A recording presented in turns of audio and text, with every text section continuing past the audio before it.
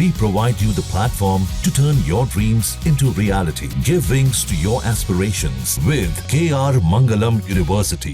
खबर का संपूर्ण विश्लेषण करने वाला शो लाई डिटेक्टर टेस्ट, और आज बात करेंगे दुनिया पर मंडराते उस बड़े खतरे की जो रूस में 8.7 की तीव्रता का शक्तिशाली भूकंप आने के बाद खड़ा हो गया है। इस भूकंप और उसके बाद आई सुनामी से जापान में क्यों घबराहट फैल गई और कैसे परमाणु प्लांट से रेडिएशन का खतरा बढ़ता जा रहा है, जानने के लिए देखिए हमारी ये स्पेशल रिपोर्ट। रूस में भूकंप आया, परमाणु खतरा मंडराया।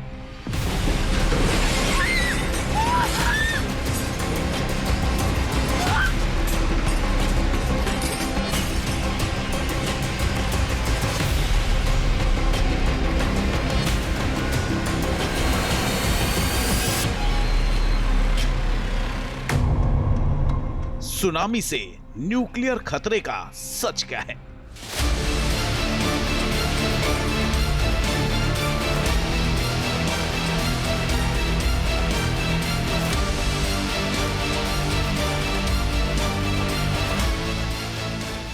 जब धरती हिलती है तो पूरा इलाका थर्रा जाता है, हर तरफ हाहाकार मच जाता है।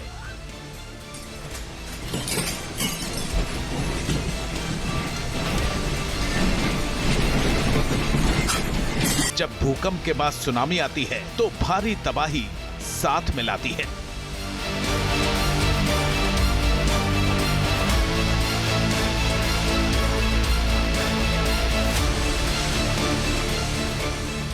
पहले धरती हिलती है, फिर समंदर गरजता है। समंदर में हलचल होने लगती है, ऊंची ऊंची लहरें उठने लगती हैं। इमारतें जमींदोज हो जाती हैं, इंसान लहरों में समा जाता है।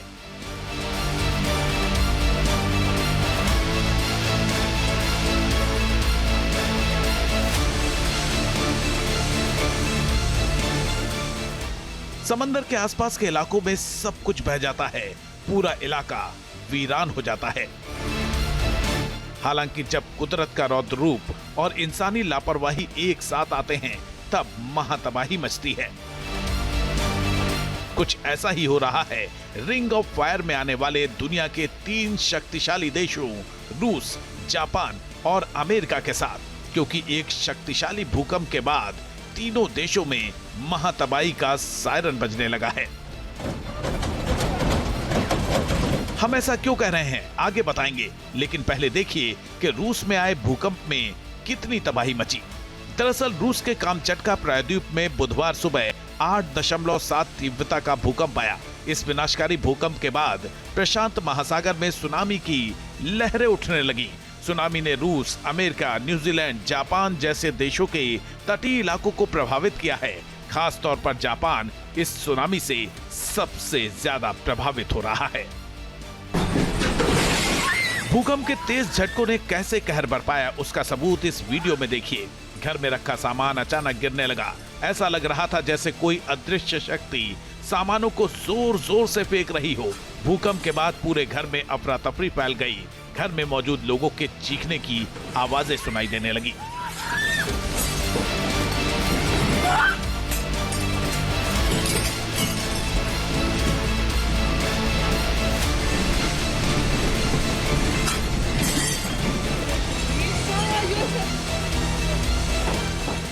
कामचटका में आए भूकंप ने कैसे खौफ बढ़ाया, इसकी वानगी इस वीडियो में देखी जा सकती है।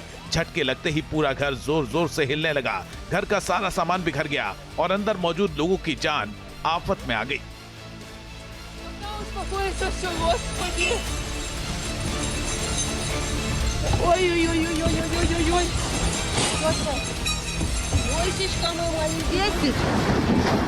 भूकंप के झटकों से सड़कों और पार्किंग में खड़ी गाड़ियां भी बेहद तेजी के साथ हिलने लगी। तस्वीरें बेहद खौफनाक थीं। आसपास मौजूद लोग घबरा गए। भूकंप के इतने जोरदार झटकों ने खतरा बढ़ा दिया।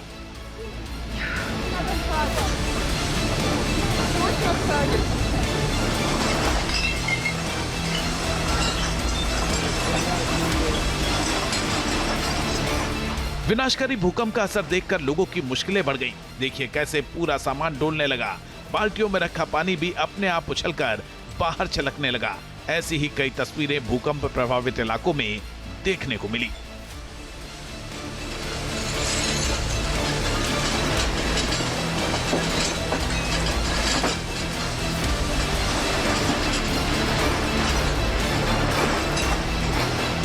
कामचटका में आए भूकंप के झटकों की वजह से बड़ी इमारतें भी दरकने लगी।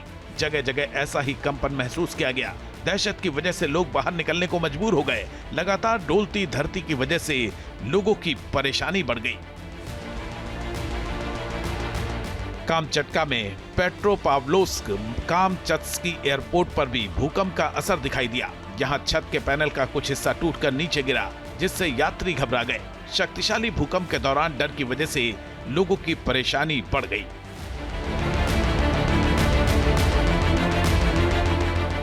भूकंप का असर दक्षिण पूर्वी ग्वाटेमाला तक दिखाई दिया, जहां इमारतों को काफी नुकसान पहुंचा।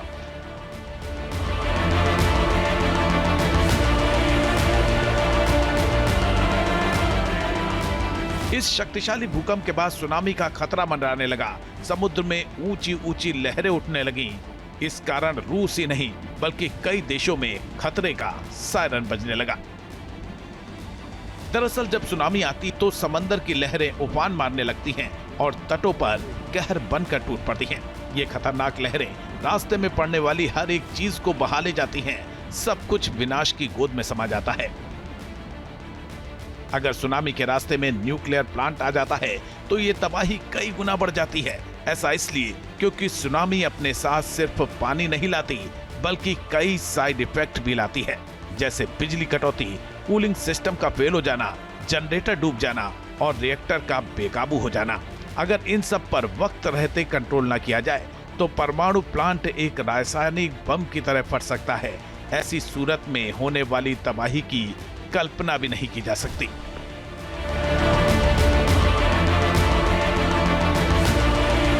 रूस में शक्तिशाली भूकंप और उसके बाद सुनामी की चेतावनी से दुनिया के सामने परमाणु खतरा भी खड़ा हो गया है। सबसे ज्यादा हड़कंप जापान में मचा है क्योंकि उसका परमाणु प्लांट सुनामी से प्रभावित होने वाले इलाके में आता है। इसी कारण जापान को एक बार फिर अपने परमाणु प्लांट में रेडिएशन की चिंता सताने लगी है। दरअसल जापान के फुकुशिमा न्यूक्लियर प्लांट तक सुनामी की लहरों ने दस्तक दे दी है। सुनामी के खतरे को देखते हुए न्यूक्लियर प्लांट को खाली करा लिया गया है। करीब 4000 कर्मचारियों को निकालकर सुरक्षित जगहों पर ले जाया गया है। अब ये कर्मचारी प्लांट की सुरक्षा के लिए दूर से ही निगरानी कर रहे हैं। सुनामी की वजह से जापान के तटीय इलाकों को खाली करा लिया गया है। करीब 20 लाख लोगों को घर छोड़कर सुरक्षित ठिकानों पर जाने के लिए कहा गया है। जापानी अधिकारियों ने लोगों से उत्तरी तटीय इलाके को खाली कर ऊंची जगहों पर चले जाने के लिए कहा है। जापान की कोशिश जानमाल के नुकसान को कम से कम करने की है। हालांकि सबसे बड़ी चिंता फुकुशिमा न्यूक्लियर प्लांट की सुरक्षा को लेकर है, क्योंकि अगर यहाँ रेडिएशन हुआ तो रेडियो एक्टिव पदार्थों का रिसाव अगर होता है तो तबाही कई गुना तक बढ़ सकती है। अब सवाल उठता है कि क्या जापान पर बरपेगा साल 2011 वाला कहर? क्या मंडरा रहा है न्यूक्लियर रेडिएशन का खतरा? स्थानीय अधिकारियों की चिंता इस कारण भी बढ़ी है क्योंकि साल 2011 में जापान में शक्तिशाली भूकंप के बाद आई सुनामी फुकुशिमा दाइची प्लांट में बड़े हादसे की वजह बनी थी।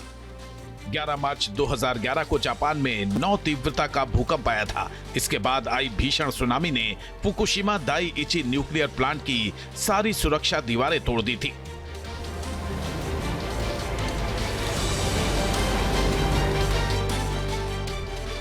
सुनामी की लहरों ने कूलिंग सिस्टम को ठप कर दिया था। न्यूक्लियर रिएक्टर का तापमान कंट्रोल से बाहर हो गया था।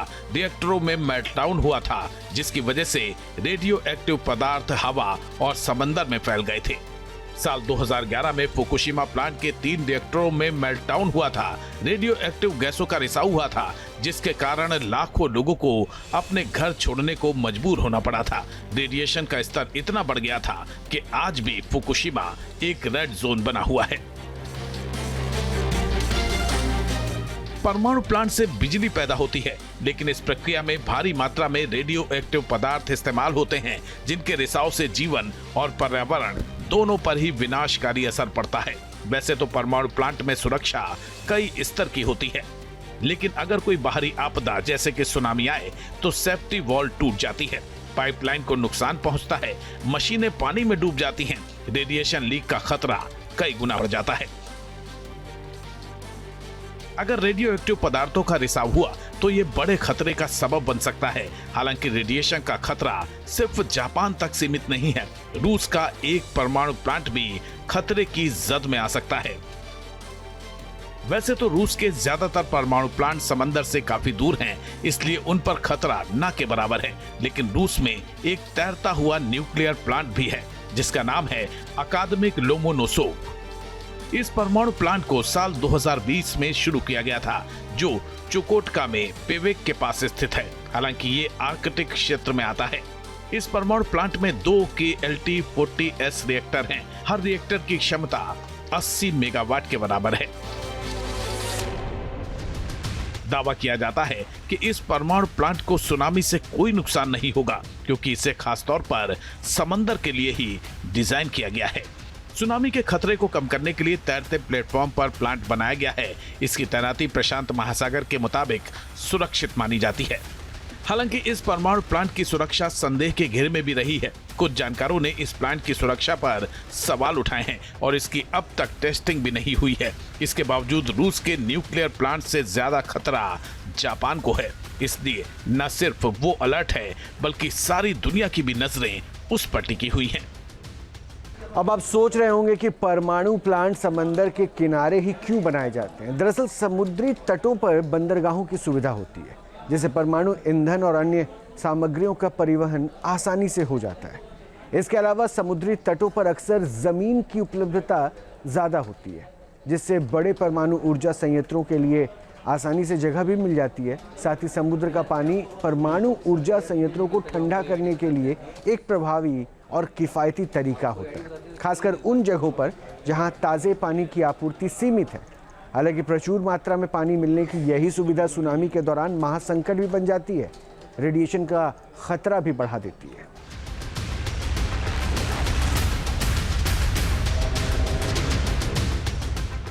जब सुनामी जापान जैसे देशों में आती है तो खतरा और ज्यादा बढ़ जाता है। दरअसल जापान दुनिया के उन देशों में से एक है जो बार बार भूकंप और सुनामी जैसी प्राकृतिक आपदाओं का सामना करता रहता है। कभी बड़े और तेज भूकंप तो कभी समुद्र की ऊंची लहरें। ये देश हमेशा किसी न किसी खतरे से घिरा रहता है। रूस के पास समुद्र के नीचे दुनिया के सबसे शक्तिशाली भूकंपों में से एक भूकंप आने से जापान पर एक बार फिर संकट मंडरा रहा है। समुद्र में उठ रही सुनामी की ऊंची ऊंची लहरें डरा रही हैं। अब सवाल उठता है कि आखिर जापान में इतनी आपदाएं क्यों आती हैं? दरअसल जापान जिस जगह पर बसा है वो रिंग ऑफ फायर नाम की टेक्टोनिक प्लेटों का हिस्सा है। ये पृथ्वी की सतह पर मौजूद ऐसी प्लेट्स हैं जो लगातार हिलती रहती हैं। जापान 4 बड़ी टेक्टोनिक प्लेटों के मीटिंग पॉइंट पर स्थित है, जो पैसिफिक, फिलीपींस, यूरेशियन और नॉर्थ अमेरिकन प्लेट्स हैं।